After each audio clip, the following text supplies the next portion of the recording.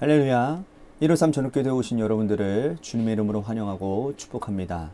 오늘도 귀하고 복된 이 저녁 시간 하나님께서 우리 가운데 신실하게 일하시고 또한 우리의 기도 가운데 응답하시는 역사를 목도하는 귀한 시간이 되기를 간절히 소망하겠습니다.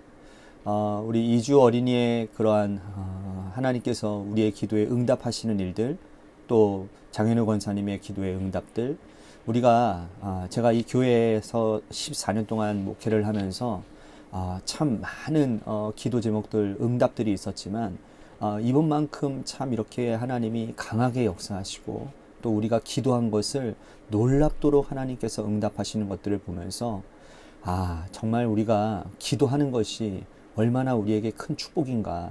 그리고 우리가 기도의 자리를 우리가 절대로 놓쳐서는 안 되겠구나라는 그런 생각을 다시 한번 해보게 되는 그런 계기가 되었습니다.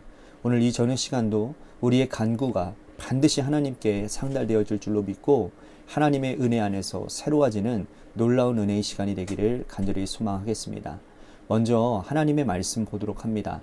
창세기 42장 18절 말씀부터 25절 말씀까지 보겠습니다.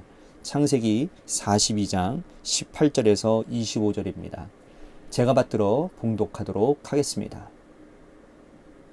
사흘 만에 요셉이 그들에게 이르되 나는 하나님을 경외하노니 너희는 이같이 하여 생명을 보존하라.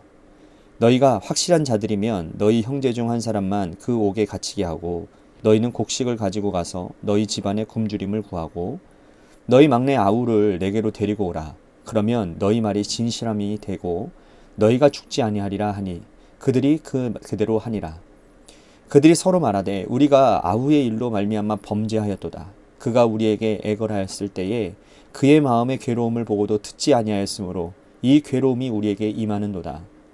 르우벤이 그들에게 대답하여 이르되 내가 너희에게 그 아이에 대하여 죄를 짓지 말라고 하지 아니하였더냐. 그래도 너희가 듣지 아니하였느니라. 그러므로 그의 핏값을 치르게 되었도다 하니 그들 사이에 통역을 세웠으므로 그들은 요셉이 듣는 줄을 알지 못하였더라. 요셉이 그들을 떠나가서 울고 다시 돌아와서 그들과 말하다가 그들 중에서 시므온을 끌어내어 그들의 눈앞에서 결박하고 명하여 곡식을 그 그릇에 채우게 하고 각 사람의 돈은 그 자루에 도로 넣게 하고 또 길 양식을 그들에게 주게 하니 그대로 행하였더라. 아멘.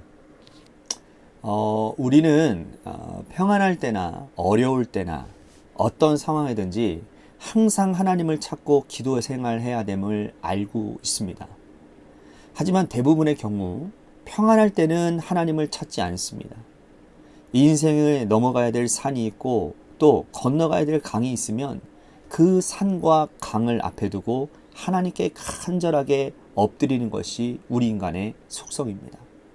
자, 오늘 본문에 나오는 요셉의 형들도 비교적으로 평탄한 인생을 살아왔어요.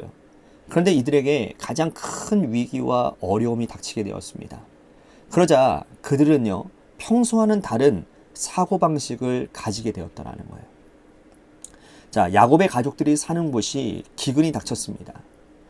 야곱의 집도 예외가 아니어서 먹을 양식이 떨어진 거예요.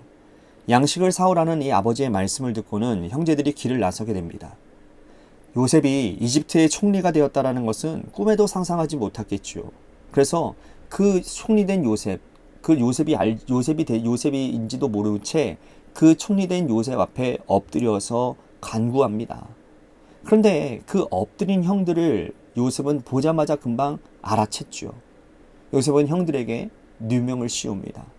너희들은 이 땅을 엿보러 온 정탐꾼이다. 간첩 누명을 씌운 거예요. 그들은 간첩이 아니라고 펄펄펄펄 뛰지요.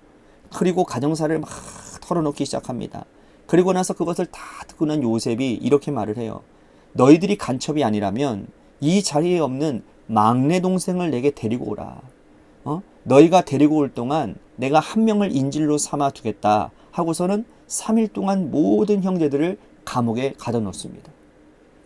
요셉의 형제들은요, 살면서 감옥을 처음 들어가 봤을 거예요. 베냐민은 집에 있고 또 10명의 형제들이 왔는데 10명 모두가 다 감옥에 들어가 있는 거예요. 딱 3일 동안입니다. 여러분, 3일 동안 감옥에서 이들은 어떤 생각을 했을까요? 이들이 감옥에 들어가서 아주 수많은 생각들을 하지 않았을까요? 이영만리 타국에 곡식 사러 왔다가 감옥에 갇혀서 영영 나오지 못하는 것은 아닌가? 우리가 이러다가 여기에서 노예로 살다가 죽는 것은 아닐까? 하여간 수많은 염려와 걱정으로 하루하루를 보냈을 거라는 거죠. 자, 요셉이요, 3일 만에 가두었다가 다시 풀어줍니다. 그 후에 요셉이 한 사람을 여기다가 남겨두라고 하는데 이들의 반응이 어떠하냐? 자, 21절 말씀 보십시오. 그들이 서로 말하되 우리가 아우의 일로 말미암아 범죄하였도다. 그가 우리에게 애걸할 때에 그의 마음의 괴로움을 보고도 듣지 아니하였으므로 이 괴로움이 우리에게 임하는도다. 자, 보세요. 사흘 동안의 감옥 생활이 형제들에게 준 첫 번째 변화가 뭡니까? 자신을 돌아보게 했다라는 거예요. 지금까지 이들이 요셉에 대해서 말하는 것은 아마 그들 사이에서는 금기시 되었을 것입니다. 그죠? 왜? 자기들끼리 짜고 요셉을 팔아버렸는데 아버지가 그것을 알게 되면 어떻게 되겠습니까? 그래서 아버지에게는 뭐라고 변명을 합니까? 짐승에게 잡아 죽힌 것으로 서로 모의하고 그리고 그것을 진실을 말하는 것을 금기했을 거라는 거죠. 그러나 그들의 인생에 예고치 않은 많은 고난이 닥치게 되어졌어요. 특히나 3일의 투옥 후에 그들이 스스로 자신을 돌아보는 거예요. 지금 일어나는 이 모든 일이 혹시 우리가 요셉에게 한 일들 때문에 일어난 것은 아니겠는가라는 거예요. 여러분, 고난이 유익한 이유가 뭔지 아십니까? 나를 돌아보도록 만들어준다라는 거예요. 내가 어디에서 문제가 생겼는지 나 자신의 삶을 하나하나 반추해 보도록 만들어준다라는 거죠. 편안할 때에는요, 나 자신의 삶을 돌아보지를 않습니다. 그저 그 삶이 만족스럽고 그 삶이 왜? 잘 되는 것 같거든요. 그런데 돌뿌리에 걸려서 무릎이 살짝 깨지는 일이 있어도 우리는 과거를 돌아보게 돼 있어요. 오늘 우리가 당하는 어려움이 있다면 뒤를 돌아보시기를 바랍니다. 자, 이뿐만 아닙니다. 시몬을 사로잡았어요. 9명의 형제들이 돌아갑니다. 일단은 요셉이 곡식을 줘요. 곡식을 가지고 돌아가다가 자, 여간에 들려가지고 가축들을 먹이려고 이제 자루를 푸는데요. 세상에나. 그 안에 돈이 그대로 들어있는 거예요. 깜짝 놀란 겁니까? 왜 이런 일이 벌어진 겁니까?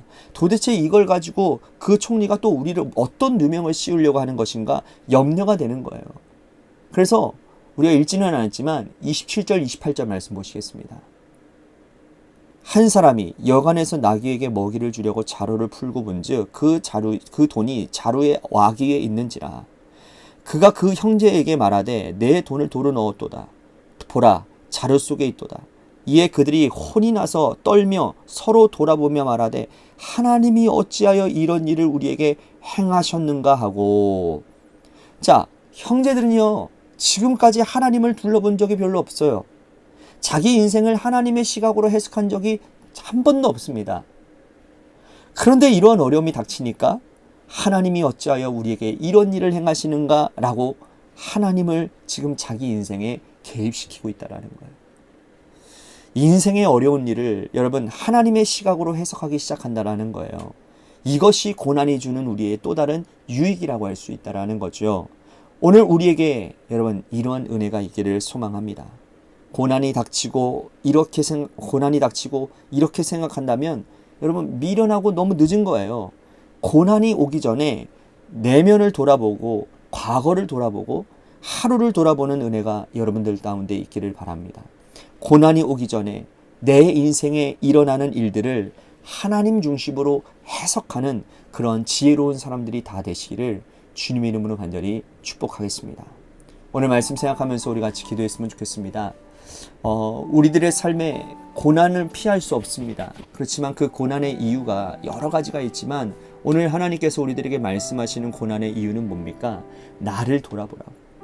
그 원인과 문제가 나에게 있다라는 것을 돌아보게 하고 그리고 우리의 시선이 하나님께로 향하기를 바라셔서 하나님이 우리에게 고난을 허락하셨다라는 거죠.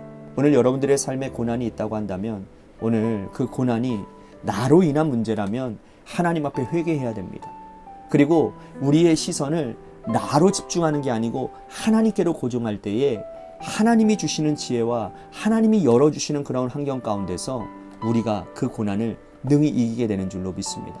오늘 말씀 생각하면서 우리 같이 기도해 주셨으면 좋겠고요. 또한 재개발 가운데 놓여져 있는 이 교회를 위해서 간절히 기도해 주시기를 바랍니다. 이제 재개발이 이제 속도를 낼 것 같습니다. 심의가 이제는 통과가 됐고요. 그리고 이제 구체적인 내용들은 나중에 공문으로 보여준다고 하니까 앞으로 또 어떻게 또 어떠한 변경된 사항으로 이 재개발이 진행되어지는지에 따라서 우리가 또 조직적으로 또 우리가 법률을 통해서 우리 법조인을 통해서 이 일들을 해결해 나가야 됩니다. 여러 가지 이제는 정말 중요한 시간들이 많이 남았는데요. 그러면 그럴수록 우리들이 더 기도해야 될 것 같습니다. 우리 재개발 가운데 놓여져 있는 교회를 위해서도 간절히 기도해 주시고요. 또한 육신의 질병으로 고통당하는 분들을 위해서 기도했으면 좋겠습니다. 이지우 어린이 6개월 동안 치료 가운데 하나님 그의 모든 아버지 하나님 그 머리에 속에 있는 혹들 그 선종들이 다 말끔히 제거되어지는 역사가 있게 해달라고, 또한 이 일들을 통해서 그 가정이 하나님 앞에 온전히 헌신되어지고 하나님 앞에 믿음으로 나아가는 그러한 가정이 될 수 있도록 인도해 달라고 우리 같이 이찬우 지사님 또한 장은주 지사님 그리고 이지우 어린이를 위해서 간절히 기도해 주시기를 바랍니다. 또 한 가지 여러분들의 삶의 자리와 여러분들의 자녀들을 위해서 기도하시다가 이 시간 돌아가시기를 바랍니다. 노래 끝날 때까지 우리 같이 합심하여 기도하도록 하겠습니다. 기도하시겠습니다.